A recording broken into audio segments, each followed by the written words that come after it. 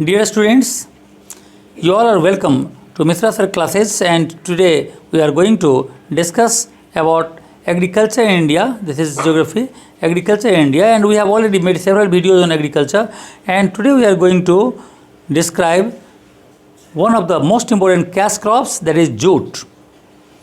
तो जूट के बारे में हम लोग देखेंगे जूट क्या है। जूट के आगे मेरा जो वीडियो था कॉटन के ऊपर था, तुम आपसे देख सकते हो। मिश्रा सर क्लासेज लिखने से तुमको पूरा का पूरा वो समझ दिखाई देगा। तो नेक्स्ट कॉटन, अगर कॉटन के बाद देखें तो jute second important fibre crop है इंडिया का। सबसे ज़्यादा जो इम्पोर्टेंट क्रॉप है वो है कॉटन, जो हमने पहले बनाया है, और दूसरा है जूट।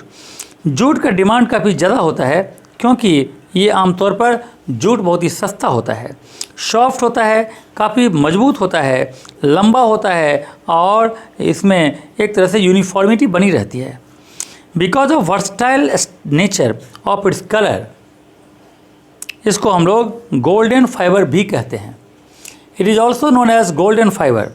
इसको हम गोल्डन फाइबर भी कहते हैं क्योंकि ये बिल्कुल ही वर्सटाइल नेचर का होता है, बहुत ही अच्छा होता है ये फाइबर, और गोल्डन कलर का भी होता है, इसीलिए इसको गोल्डन फाइबर कहा जाता है। इसका जो यूज होता है आमतौर पर, जो यानी जूट है उससे हम लोग बैग्स बनाते हैं, रस्सी बनाते हैं। इसके अलावा हम लोग यहाँ पर कारपेट बुनते हैं, इसका रैक्स यानी चटाइयाँ बनती है, कपड़े बनाए जाते हैं, और बहुत सारे डेकोरेशन के सामान भी इस जूट से बनाए जाते हैं। इसके अलावा इस जूट को हम लोग ब्राउन पेपर बैग के नाम से भी जानते हैं क्योंकि इसका जो होलसेल ट्रेड है ये it is until recently its sacks were used, क्योंकि सैक का सबसे ज़्यादा यूज होता है, और जो बस्ता बनता है वो भी जूट का बनता है, और पैकिंग राइस के लिए, व्हीट के लिए, शुगर के लिए, पल्सेज के लिए, सीमेंट के लिए तो ज़्यादा होता है, इसीलिए इसका नाम ब्राउन पेपर बैग भी रखा गया है, क्योंकि सारे के सारे चीज़ का जो बस्ता बनता है वो इसी से बनता है, चाहे वो राइस का हो, व्हीट का हो, शुगर का हो, पल्सेज का हो, हर चीज़ का, इसलिए ब्राउन पेपर बैग भी कहता है। It is important as a cash crop as its products earn a lot of foreign exchange in India. ये बहुत ज़्यादा फॉरेन एक्सचेंज भी हमको देता है क्योंकि हम लोग इसको एक्सपोर्ट भी करते हैं, तो इससे बहुत ज़्यादा पैसा भी इंडिया को मिलता है, इसीलिए भी ये बहुत ही इम्पोर्टेंट क्रॉप्स के रूप में देखा जाता है। अब इसके बाद हम लोग यहाँ पर देखेंगे इसके लिए सॉइल। जूट के लिए कौन कौन सा सॉइल इम्पोर्टेंट होता है। सबसे बेस्ट सॉइल जो जूट के लिए होता है वो है लाइट सैंडी और क्लेई लोम्स, इसके लिए बेस्ट होता है। अगर हम सीधा कहें तो एलुवियल सॉइल इसके लिए सबसे इम्पोर्टेंट होता है। Hands it grows well in the flood plains and river deltas rich in alluvial soils. So since jute rapidly exhaust the fertility of the soil, jute ऐसा चीज़ है जिस खेत में एक बार कर देते हैं उसकी फर्टिलिटी को पूरी तरह से ख़त्म कर देता है। इट इज़ नेसेसरी कि सॉइल्स जो है are replenished annually by the silt laden and flood waters of the rivers. तो हर समय वो सिल्ट आता है जो रिवर के द्वारा, फ्लड के द्वारा लाया जाता है, इससे फिर से वो रिकवर हो जाता है। इसके बाद आता है क्लाइमेटिक कंडीशन। तो सॉइल के मामले में हम लोग एक ही चीज़ याद रखेंगे कि एलुवियल सॉइल इसके लिए बेस्ट है। इसके बाद जहाँ तक क्लाइमेटिक कंडीशंस का सवाल है तो हम लोग चलते हैं यहाँ पर इसके टेम्परेचर को देखते हैं। जूट के लिए जो सबसे इम्पोर्टेंट टेम्परेचर है वो टेम्परेचर रहना चाहिए 24 डिग्री सी से लेकर 35 डिग्री सी तक। The most ideal condition for the jute cultivation is the temperature that should be between 24 to 35 degree C. 24 degree से 35 डिग्री सी के बीच में अगर टेम्परेचर किसी जगह का है तो वहाँ पर जूट कल्टिवेशन ज़्यादा अच्छा होगा।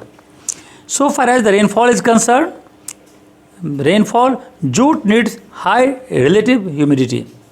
यहाँ पर ह्यूमिडिटी बहुत ज़्यादा होना चाहिए। 80 से 90% जिस एरिया में ह्यूमिडिटी है उस एरिया में ये ज़्यादा अच्छा से ग्रो होता है, तो ह्यूमिडिटी होना चाहिए 80 to 90%। जहाँ तक रेनफॉल का सवाल है, रेनफॉल इसमें ज़्यादा लगता है।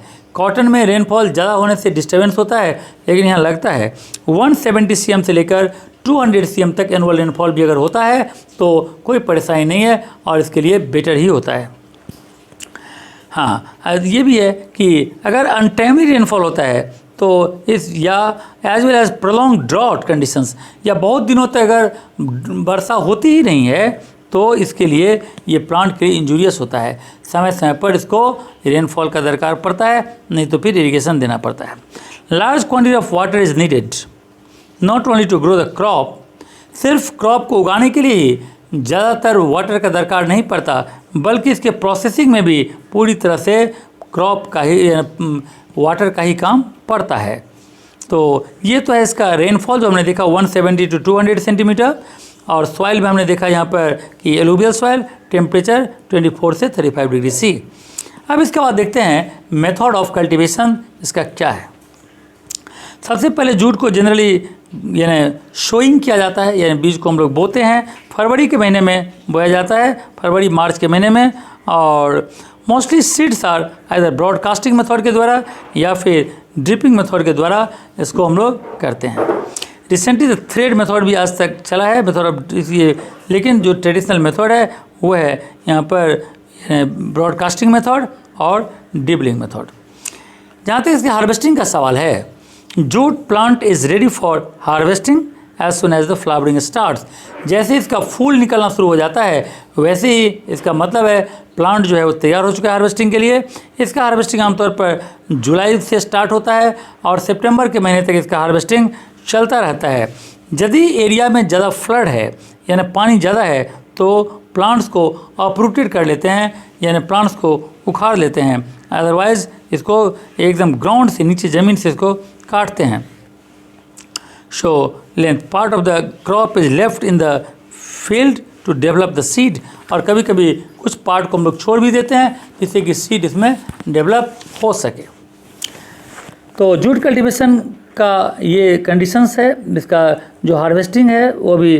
तो हमने देखा कि जूट कल्टीवेशन का जो हार्वेस्टिंग है और सोइंग है उसको। इसके अलावा यहाँ पर देखते हैं जूट कल्टीवेशन का प्रॉब्लम्स। सबसे बड़ा प्रॉब्लम है लैक ऑफ इरिगेशन फैसिलिटीज़।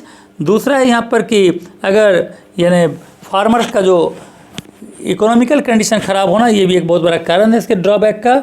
और खरीफ सीजन में कुछ फार्मर्स ऐसे होते हैं जो दूसरे क्रॉप को ग्रो कर लेते हैं, जैसे व्हीट, वेजिटेबल्स वगैरह, जूट के बदले में दूसरा क्रॉप भी ग्रो कर लेते हैं। एक टर्म यहाँ पर आता है इसको बोलते हैं रेटिंग, बहुत इंपॉर्टेंट टर्म है एग्जाम के लिए। रेटिंग क्या होता है? ये एक तो प्रोसेसिंग का एक पार्ट है। प्रोसेसिंग के दरमियान ही रेटिंग किया जाता है।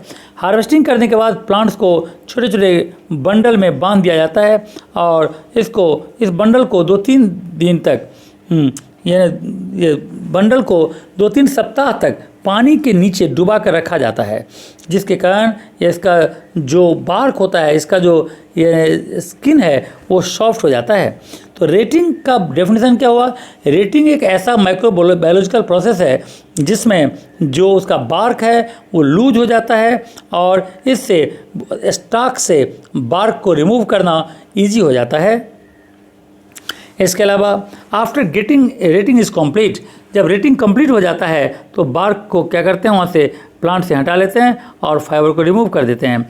आफ्टर दिस स्ट्रिपिंग किया जाता है, फिर रिंसिंग किया जाता है, वॉशिंग किया जाता है, क्लीनिंग किया जाता है। ये सब इसका प्रोसेस है। फिर फाइबर को धूप में सुखाते हैं और इसको हम लोग गट्ठर बनाकर बांध कर रख देते हैं।